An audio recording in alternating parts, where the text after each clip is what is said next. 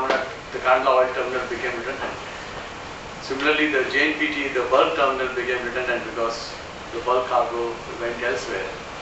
So really there has to be integrated approach in the whole country through a regulatory authority, not only for the environment sector, but for development, safety, and all other aspects should be looked into by the so-called DG Port, or you may like to call it whatever name.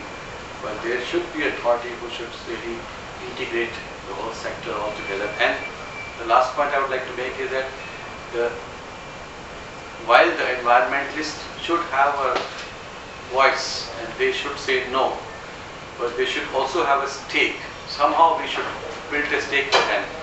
If they say no, and if there is a cost to the society, that group should pay for it. That group should suffer. But in case that group gives a positive suggestion and something good comes out of it, that environment group should then prosper, and that group will obviously have a better voice, bigger voice. That we have to build in. How we build in, I don't have any answers to that. Okay, one of the suggestions certainly came to my mind. Suppose as a research unit, we work with government and you give us a lot of data, information, access to things. And we, as a research firm, as an independent think tank, we say that these are the sensitive zones and these are the clean zones. Because the difficulty with the Maritime Regulating Authority or DG boards, the whole process itself could take 5 years from now to for it to come. It has a whole lot of process within the government, and there are all kinds of stakeholders.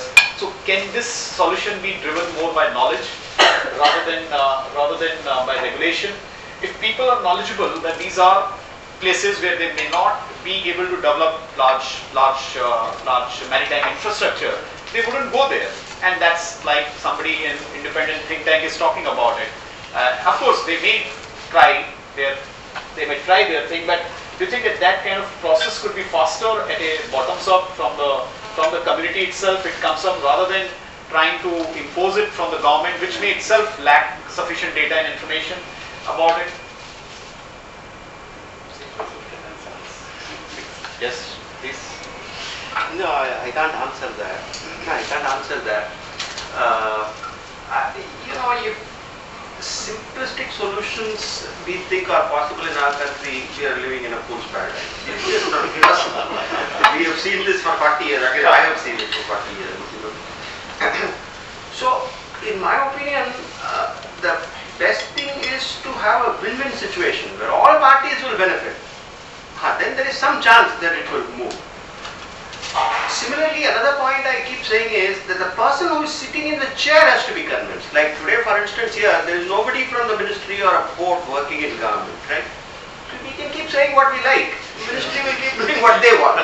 So that's the fact of life. In fact, I came thinking Joint Secretary Shipping will be here. We will get an idea because he's a new man. I had left the ministry some time ago.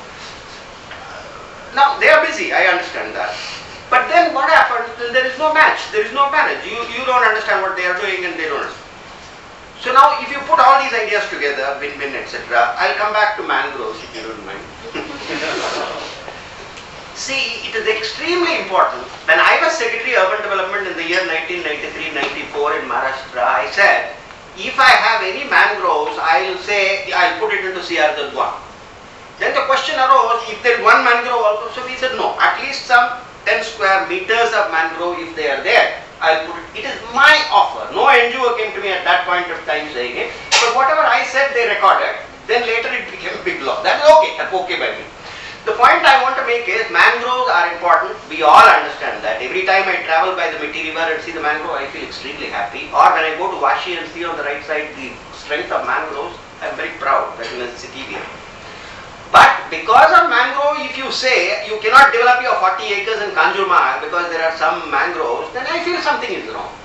So now coming back to my win-win suggestion, supposing I were to say, like in China or Japan or in Middle East, why don't we reclaim land on either side of Bombay in the sea, subject to all environmental parameters which Greenpeace and others will lay down, and then set aside, let us say, 50 square kilometers only for mangroves. That means terrific expenditure will be there to reclaim land. And then we do a planning by which 50 hectares will be different types of mangrove museum, study, research center, etc. Then will you allow me to develop another 50 square kilometers for infrastructure without any bother?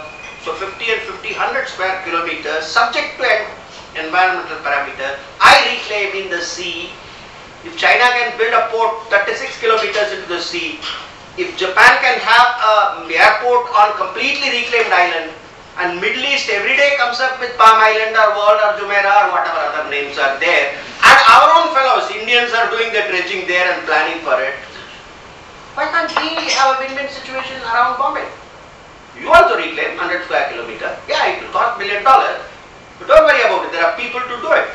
Half of it I am ready to give up for environmental parameters. So Mr. Srinivas, I presume, should be happy, because you will not get even 5 square kilometers in Bombay today. I am giving you 50 square kilometers, 10 times more mangroves, right close. And we will also arrange a transport system by which half the public of Bombay can go there for weekends and enjoy looking at mangroves. Today here nobody does that. So if you go for a win-win situation, it will be radical, it will be expensive, but it is not impossible. If you say India is a superpower, I believe our people, our builders, our government are capable of doing it. It is not that they can't do it. But are we ready for it? Who is going to push? All people sitting in the chair should push from this side. The public which is concerned should show more awareness and say, yes, we are ready to stand up and accept reclamation subject to these parameters. Something like this, if you don't come up with, we will be only talking about it. The key is how to do that. How do we bring this disparate bodies or disparate institutions on? First thing, let Manoj write it in front page that this is a suggestion for mangrove promotion. We will know the reaction of people. The one possible solution could, well, it is simplistic, but I hope it's not. Is that if the industry, just like how the electronic industry has come together and come up with some sort of an informal framework as to what would be the minimum standards which they would comply to. If you could have something like that, if you say that a port can be set up in XYZ ABC's location as long as it doesn't do, or as long as it conforms to ABCDE. Without even identifying locations. I don't think we should, I'm not even sure if you even can go into identifying that we'll have a port here and not a port here and so on. But just have broad regulations. Come up with a first draft, and then if we can have a consultation with other environmentalists and accept that these are the broad parameters that we in principle agree to, both of the industry as well as the environmentalists, I think that will be the first, it will be the beginning. I don't think that's been done in the sector. The shipbreaking, I think something has been done, but I'm not very sure. But if you can have something beyond the shipbreaking industry, but encompassing the entire maritime, saying that okay, a port can come up subject to, or this can be done, SEZ subject to ABCDE not being done or ABCDE being done.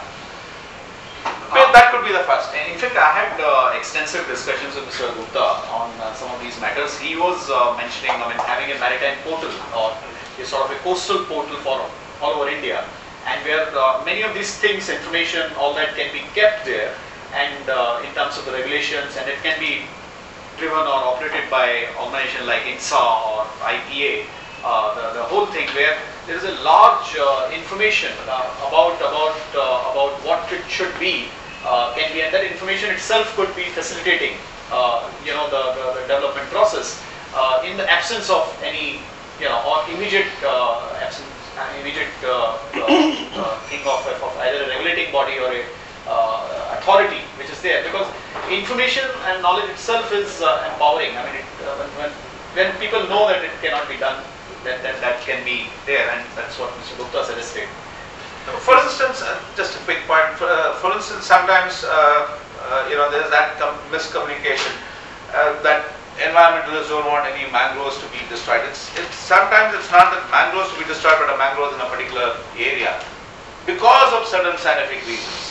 And in other areas, if you think that development is more important than mangroves, why not?